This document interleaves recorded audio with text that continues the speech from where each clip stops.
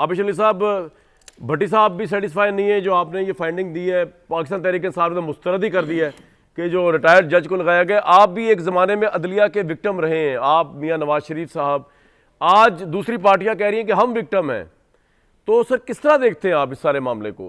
आबिद भाई। बहुत शुक्रिया जनाब शाहिद साहब, शुक्र है भट्टी साहब से आपने माइक लेकर थोड़ी भट्टी साहब काबिल एहतराम है।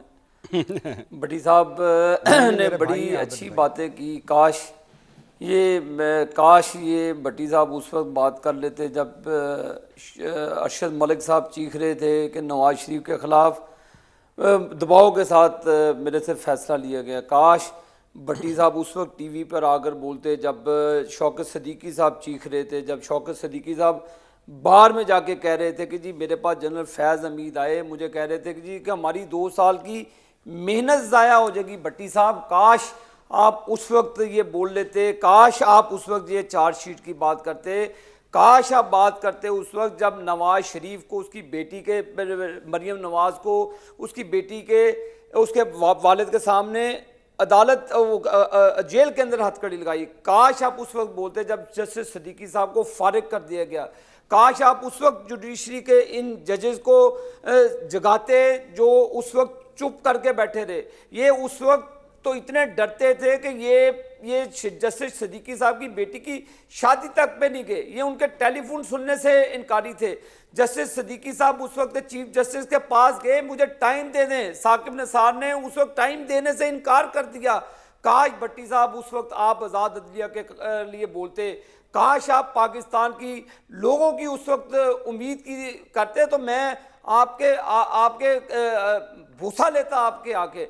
भट्टी साहब अतार के लौंडे से दुआ ली गई उस वक्त जब गुड टू सी यू कहा गया, उतार के लौंडे को उस वक्त रिलीफ दिया गया जब आपने मतहत अदलिया को कहा कि गुड टू सी यू कह के जजेस का गेट खोला गया इमरान खान के लिए। आप काश बोल पड़ते भट्टी साहब, बोलते आपको किसने रोका था? नहीं पर्चा होना था आप पे। हम आज़ाद अदलिया के बेहद एहतराम करते हैं, मैं बिल्कुल इस चीज़ों के खिलाफ बोलना चाहिए था। किसने आपको रोका था? मीडिया की जुबान किसने बंद की गई? पैमरा के जरिए किसने मीडिया की जुबान बंदिश की गई? आज हमें बताते हैं कि जी ये पीटीआई वाले और सारे की जी हम आज़ाद अदलिया की तहरीक चलाएंगे, हम आज़ाद मीडिया की बात करेंगे। इन्होंने किस मुझे बताएं कि किस कॉर्नर में लोगों को जीने का हक दिया? मैं आपकी बात मानता जब नवाज शरीफ को इंसाफ के लिए आप जस्टिस सदीकी की बात सुनते। मैं भट्टी साहब बिल्कुल आपकी बात मानता जब मरहूम अरशद मलिक रो के कह रहा था कि मुझसे फैसले। आबिद भाई अब तो रिपीट हो रहा है, बात यह है कि तहरीक इंसाफ ने भी रद्द कर दिया है इस कमीशन को। वो तहरीक चला रहे हैं वुकला की, मेरे भाई वुकला की तहरीक ने पहले भी खुदख्वाशात की तरह बहा दिया था। वो कामरान शाहिद साहब वो तो चलाते रहते हैं, वो एजुटेशन की पार्टी है, क्योंकि वो इख्तिदार में भी आते हैं तो एजुटेशन करते हैं, वो अपने आप पर एजुटेशन करते हैं। हमें उनकी एजुटेशन की परवाह नहीं है। हम चाहते हैं कि आप कंट्रोवर्सी में ना पड़े, कंट्रोवर्शियल ना बनाए अदारों को।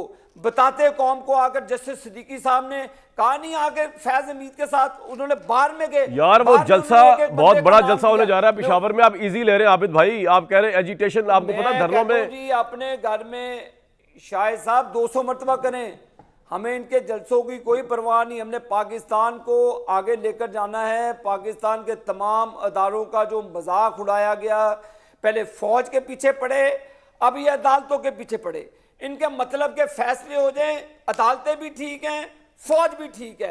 अगर जनरल फैज हमीद सेनेट का इलेक्शन करा के दें, इनके लिए एस्टैब्लिशमेंट काबिल कबूल है। अगर ये जनरल फैज हमीद के जरिए तमाम काम करे बकौल इमरान खान के, तो ये फौज को जिंदाबाद कहते हैं। नहीं तो ये शोहदा की यादों का मजाक उड़ाते हैं, ये जुना हाउस पे जाके हमले करते हैं। ये 9 मई का वाकया भी किसी को भूला नहीं है कामरान शाहिद साहब। जी। मैं इनको कहता हूं कि भट्टी साहब मेहरबानी करके उन लोगों को बताते, उनका जमीर जगाते कि किधर सर आपका पॉइंट आ गया, आपको पुकार रहा आबिद भाई पॉइंट आ गया आपका। के लिए खड़े होते कामरान भाई इस जवाब मैं जरा अजहर सिद्दीक साहब का ले लूं पॉइंट व्यू, या आप कहना चाहेंगे भट्टी साहब? ना मेरा अच्छा बोले जी भट्टी साहब बोले। अदर साहब बहुत वार्म वेलकम। आना आपने स्टूडियो में था, आप डिच करा गए, लेकिन चले कोई बात नहीं, हमें आप गाड़ी में भी कबूल हैं इस वक्त स्काइप पे, कोई मसला नहीं, आ रहा हूँ आपके बहुत पास। शुक्रिया। जी भट्टी साहब फरमाइए। भट्टी साहब जवाब देने में आता हूँ।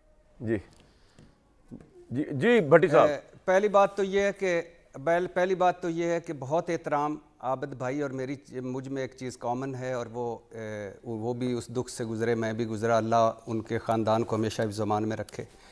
दूसरी बात, जज अरशद मलिक पर मेरा आज भी मौक़िफ़ है कि जज अरशद मलिक को ब्लैकमेल किया गया था 2003 में, एक वीडियो जो बनाई क्विकली चल रहा है भट्टी साहब, बिल्कुल ठीक है के बाद जी डिटेल में जी मैं दो जुमले बोलता सर, जा रहा हूँ। मैं दो जस्टिस शौकत सिद्दीकी साहब पे पहले दिन से आवाज़ उठाई थी। हाँ, ये ज़रूर कहा था कि जस्टिस शौकत सिद्दीकी को बार में नहीं गुफ्तगू करनी चाहिए थी, अपने चीफ जस्टिस और सुप्रीम कोर्ट में जाना चाहिए था जैसे ये गए। तीसरी बात यह है कि आज़ाद अदलिया और बाकी सारी गुफ्तगू जो है उस पर मैं अपने भाई और मेरे बड़े प्यारे भाई आबिद शेर अली के लिए एक शेर है कि जो उन्होंने एक स्वीपिंग स्टेटमेंट दी, मैं उनके लिए अर्ज़ है कि अपील भी तुम, इसी सारे आपके बयान के जवाब में, अपील भी तुम, दलील भी तुम, गवाह भी तुम, वकील भी तुम, जिसे चाहो हलाल कह दो, जिसे चाहो हराम। चलो जी बात खत्म हो आपकी गई, मर्ज़ी है। ये बात खत्म होगी।